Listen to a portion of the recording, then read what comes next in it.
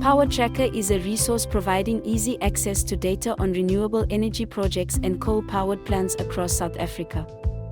Developed by journalists, for journalists, it maps key details like carbon footprint, impact, cost, spending, and repurposing initiatives.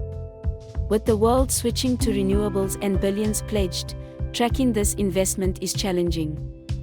Power Tracker was created because there was no single place to access this granular data easily. The map features icons with detailed information. You can use the category selector, search function, or alert system to find project type, capacity, cost, impact, and more. Journalists can use the tool to check data patterns or trends for investigations. At the click of a button, see where initiatives are concentrated, the most popular energy types, and how policy affects them.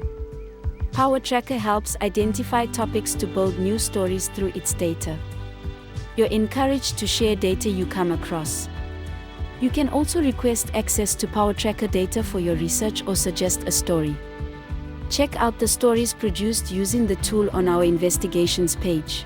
You can use the alert system on the map to subscribe to receive updates on either an area or a specific project by selecting Click to get alerts.